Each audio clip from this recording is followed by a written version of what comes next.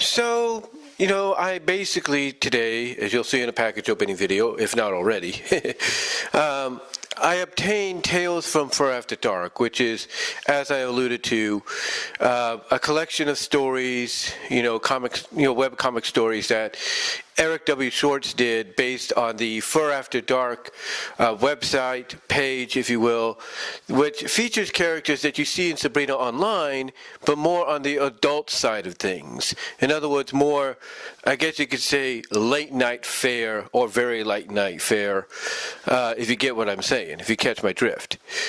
But as I was reading it, I know that there were going to be some stories that, well, as we have seen, if you go online, have yet to be, I guess you could say, leaked online or uploaded online to different sites and stuff. And one of them is kind of a interesting one. It features Zig Zag.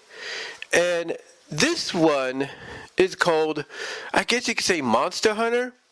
But it's very unique because, as I say in the package opening, this story, well, at least this is one of the stories anyway, deals, if not focuses on, several, I guess you could say, erotic sexual fetishes of fantasy.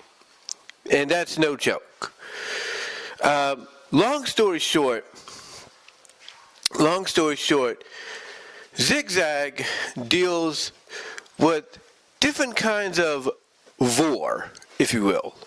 For example, she gets intimate with a dragon and as a result gets eaten by said dragon. Then she gets intimate with a giant, if not two giants, a male and a female, and basically because she's, riding literally on top of the male giant's I guess you could say genitalia, she ends up being plunged into the female giant's genitalia, if you know what I mean. So she gets implied CV, if you will, which is C, it's short for, it's, well, put it this way. You know the streaming service Peacock? Yeah, take the P and then you get the word. Yeah. But yeah, she's basically given implied vore of that degree. She's also given a bit of quicksand, swamp vore, if you will, or sinking, submergingness, if you will, stuff like that. She even has interaction with a tentacle slime woman, if you will, and it's, I guess, implied that the slime girl enveloped her and now they're working together in tandem. I don't know. I have to go back and look. But yeah, Monster Hunter basically shows that, Zig Zag's character in the Sabrina continuity not only is the star and pretty much the CEO, owner of Double Z Studios, but that she's willing to explore different kind of sexual fantasies and fetishes, and through her studio bring them to life.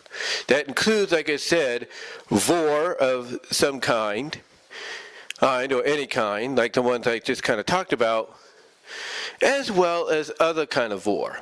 Now you might say, well, that CV vore you mentioned, that the big giant and her and the female giant, male and female, get intimate in, sounds more along the lines of the UB, the unbirth, which basically it is.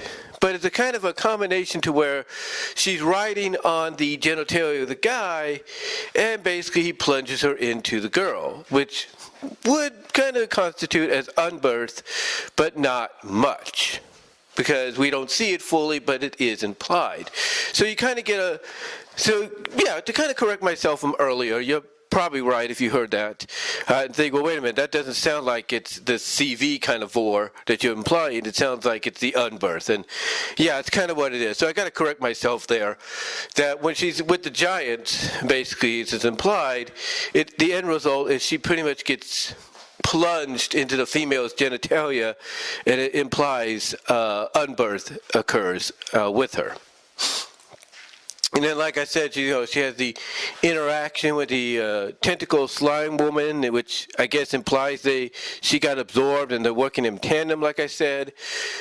And then we get another story that, of course, did get leaked online.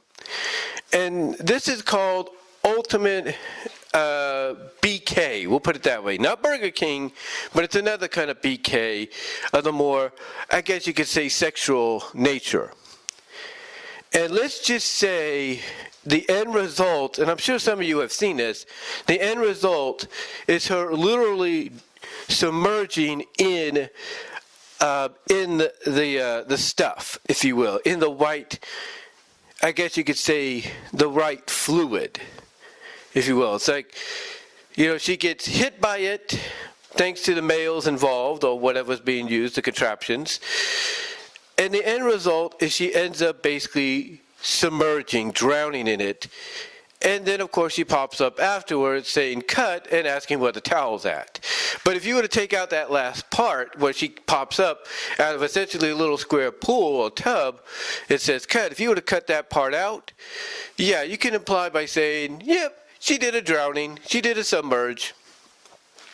So, yeah, basically that's what the other fetish that is explored here by Zig Zag in this collection of stories. Of course, the comic does collect a lot of the stories that we've pretty much been known for as what for After Dark, I should say, it's been known for.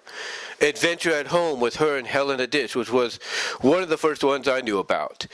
The Star Trek parody one, if you will, with the female counselor basically ambassador pretty much interacting with an alien species of the tentacle kind, and basically the end result was after true intercourse intimacy, the ambassador girl almost ends up being eaten, if you will, or something. So you got that story in there, as well as you got some other stories as well that, like I say, For After Dark is notable for, I should say, and you can find elsewhere across the internet at several other places. But the main reason I wanted to do this audio is to talk about the fact that this story, or this collection of stories, I should say, especially the ones with Zig Zag, with the exception of it, Adventure Starts at Home or something like that. With the exception of the Helena Dish Zig Zag story, which is Adventure Begins at Home, I think that's what it was.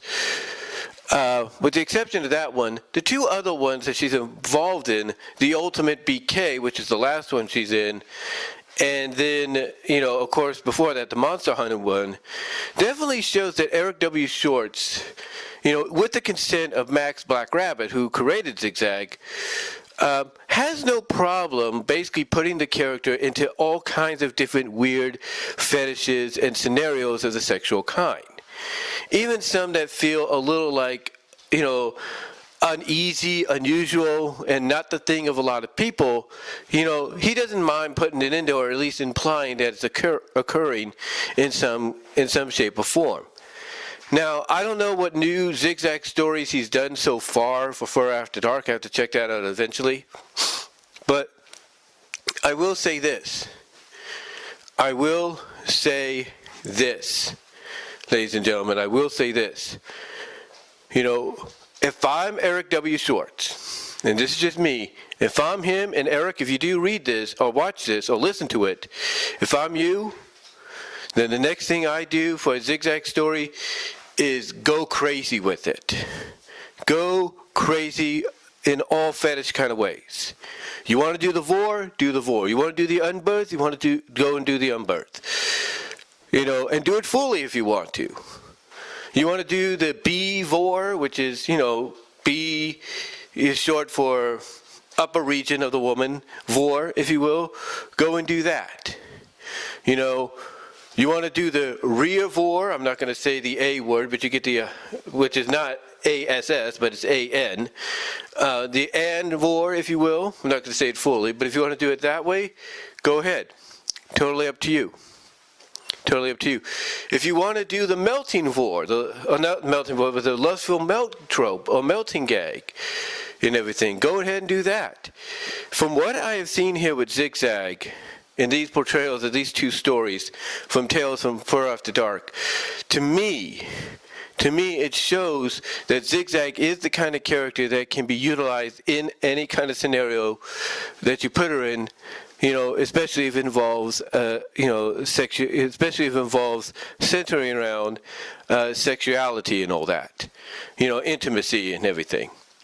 So if I'm you, Eric, just my opinion, I would go and I would try for the next Zig Zag focus story, get as weird, get as crazy as you have to, because I guarantee you do that, and you're going to get people talking. I guarantee it. Of course, you got to get the consent of Max Black Rabbit, but I'm sure he'll be okay with it, with whatever you plan to do. But that's just my story. I mean, not my story, but that's just my suggestion. Just my suggestion on what I think you could probably do with Zig Zag. Again, you want to take some of these fetishes that you kind of showcased here and teased about and apply that, I'd say go for it, but go full force next time. And not just go full force and go all the way, but also add in some new ones. Like I say, the melting one, lustful melt, whatever you want to call it or view it as. Go in those directions. Go in those directions, because I guarantee you it will get people's attention. It'll get them talking. There's no doubt. But yeah, that's all I really want to say on the fact that just reading Tales from Fur After Dark definitely shows that Zig Zag is the kind of character when it comes to sexual intimacy, that she's willing to do just about any kind of fetish out there, known to man and woman. Period. But let me know what your guys' thoughts are. Comment below, live chat during the premiere. Do you think do you think Eric W Schwartz should go full on with, exploring more of these fetishes that he's teased with when it comes to the Zig Zag character, and put her in, that's going full on by putting her into similar ones, if not more familiar ones, if not new ones? Let me know. And until next time, I'll talk to you all later. Subscribe to the channel. Support me at Venmo at Brian-Warmer-2, Cash App at BWRoses98. Also, check out BW Roses Discussions, which now offer a subscription. That's right. There will be some episodes there that will be subscription-based, only 99 cents a month. If you guys want to check that out, it'd be greatly appreciated, especially now for me financially. But let me know what your thoughts are, guys. And until next time, I'll talk to you all later.